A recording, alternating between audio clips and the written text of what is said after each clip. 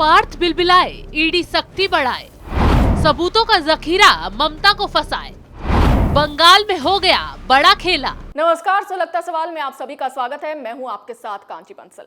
ममता के सबसे बड़े धन कुबेर पार्थ चटर्जी और उनकी कैश वाला अर्पिता जेल में बुरी तरह से तड़प रहे हैं। पार्थ का हर दिन रो रो कर कट रहा है तो अर्पिता पार्थ को गालियां दे रही है।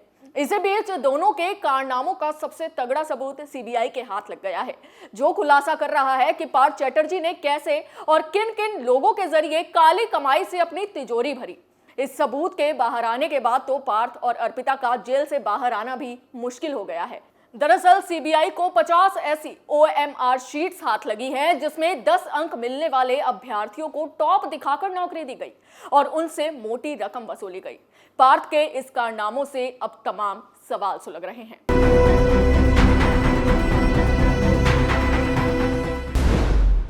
शिक्षक घोटाले में सीबीआई को क्या नए सबूत मिले? क्या पार्थ अर्पिता पूरी जिंदगी जेल में सड़ेंगे? ईडी की चार्जशीट के खिलाफ क्यों गिड़गिड़ाए पार्थ? क्या जांच की आंच ममता के कुनबे तक पहुंचेगी? इन सवालों ने बंगाल की सीएम ममता बनर्जी के खेमे में हड़कंप मचा दिया है, क्योंकि अब ना सिर्फ बड़ा राज बाहर आया है बल्कि इस घोटाले का बड़ा नाम भी बाहर आने वाला है। तो सबसे पहले बात सीबीआई के हाथ लगे सबूतों की करेंगे। दरअसल बंगाल के सरकारी स्कूलों में कक्षा 9वीं और 10वीं के लिए अयोग्य उम्मीदवारों को समायोजित करने के लिए 40 से ज्यादा ओएमआर शीट में हेरफेर किए जाने की बात सामने आई थी। सीबीआई ने छेड़छाड़ की गई 50 ओएमआर शीट बरामद की है। ओएमआर शीट की जांच के बाद सीबीआई के अधिकारियों ने कुछ ऐसे तथ्य पाए हैं जो सरकारी स्कूलों में माध्यमिक शिक्षकों के लिए ओएमआर शीट में पाई गई अनियमितताओं से ज्यादा आश्चर्यजनक थे। वास्तविक उत्तर पुस्तिकाओं के मुताबिक उन सभी ने 0 अंक हासिल किए, लेकिन बाद में सभी के लिए अंक बढ़ाकर 43 कर दिए गए। 50 ओएमआर शीट के साथ छेड़छाड़। सूत्रों के मुताबिक ग्रुप डी सटा 50 ओएमआर शीट के साथ छेड़छाड़ की गई।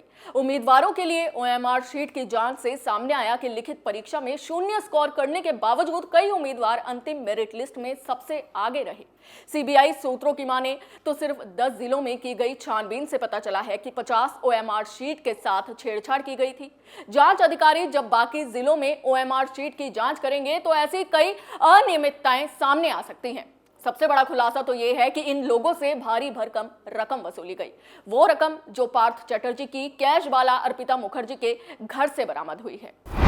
21,000 उम्मीदवारों की भर्ती की गई थी। सीबीआई के उप महानिरीक्षक और राज्य में करोड़ों रुपए के शिक्षक भर्ती घोटाले की जांच कर रही एसआईटी के नव नियुक्त प्रमुख अश्विन सेनवी ने 5 दिसंबर को कोलकाता हाईकोर्ट को सूचित किया था कि आयोग ने सभी श्रेणियों में अवैध रूप से कुल 21,000 उम्मीदवारों की भर्ती की थी।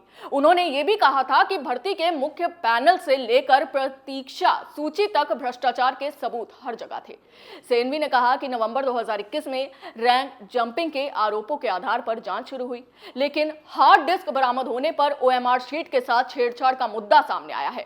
तो अब सोचिए, 21,000 भर्ती हुई और एक आदमी से 50 लाख या फिर 1 करोड़ रुपए भी वसूला गया, तो कितने करोड़ों अरबों की रकम इन लोगों के खातों में पहुंची, इसका अंदाजा लगाना भी मुश्किल हो रहा है।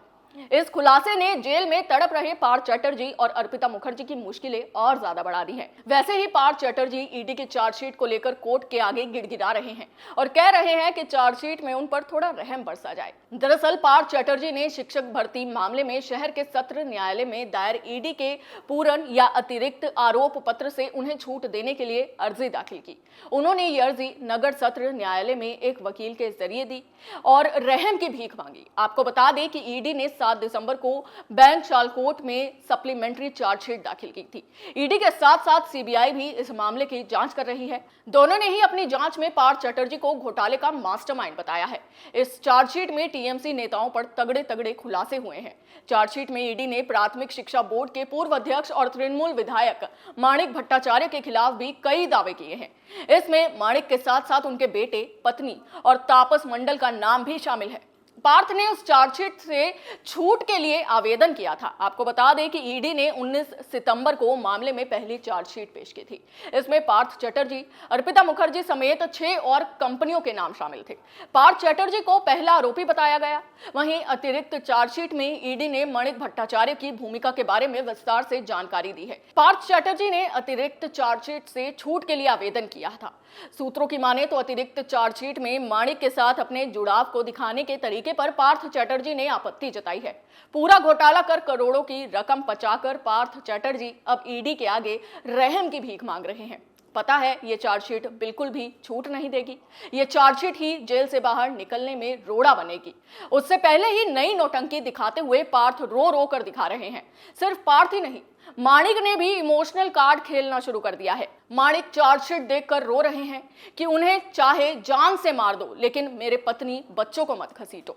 दरअसल बीते कुछ पहले ही माणिक भट्टाचार्य का मामला न्यायालय में आया था। माणिक भट्टाचार्य अपनी पेशी के दौरान वहां मौजूद थे। ईडी ने माणिक भट्टाचार्य समेत 6 लोगों के खिलाफ 159 पन्नों की चार्जशीट और करीब 5000 पन्नों के दस्तावेजों के साथ कोर्ट में पेश किया था। इस चार्जशीट में माणिक भट्टाचार्य के अलावा उनकी पत्नी और बेटे को भी नामजद किया गया था। कोर्ट ने इस चार्जशीट को स्वीकार कर लिया था, यानी माणिक की तरह इस बार भी उनकी पत्नी और बेटे के खिलाफ जांच शुरू की जाएगी। माणिक भट्टाचार्य इस बात से काफी निराश है कि चार्जशीट में उनकी पत्नी और बेटे का नाम उनके साथ है। तो अब घोटालेबाज ममता की गैंग ने कोर्ट में जाकर रोना शुरू कर दिया है। चार्जशीट को देखकर ये आरोपी नेता सदमे में है और बार बार जज के सामने ऐसे गिड़गिड़ा रहे हैं जैसे घोटाले के आरोप में नहीं बल्कि इन्हें जबरदस्ती सलाखों के पीछे डाल दिया गया हो।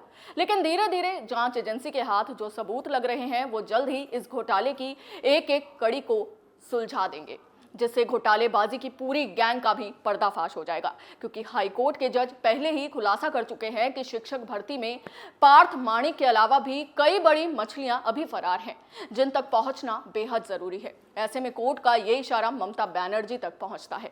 क्योंकि शिक्षा विभाग के सचिव ने खुलासा किया था कि कैबिनेट बैठक में घोटाले के लिए भर्ती में सीट बढ़ाने का प्रस्ताव पास हुआ था। हैरानी की बात तो ये है कि इस प्रस्ताव पर वर्तमान शिक्षा मंत्री बसु ने मुहर लगाई थी। तो जाहिर सी बात है कि शिक्षक घोटाले में जितने आरोपी पूर्व शिक्षा मंत्री पार्थ चटर्जी हैं, उतने ही बड़े आरोपी वर्तमान शिक्षा मंत्री भी हैं। और हो सकता है कि आने वाले वक्त में बसु भी जेल के पीछे बैठे नजर आए और शिक्षक भर्ती घोटाले की जांच का सामना ममता बनर्जी भी कर रही हूं। जिस तरीके करोड़ों अरबों के घोटाले में सबूत हाथ लग रहे हैं, उससे तो ममता की उल्टी गिनती शुरू हो गई है। सुलगता सवाल में आज के लिए बस इतना ही। नए मुद्दे के साथ आपके सामने फिर हाजिर होंगे। देखते रहिए कैपिटल टीवी। जय हिंद।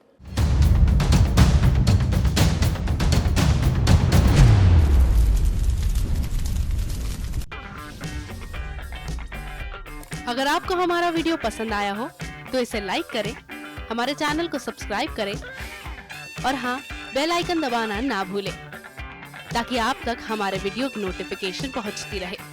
आप अपना सुझाव हमें कमेंट बॉक्स में दे सकते हैं। हमारे साथ जुड़ने के लिए शुक्रिया।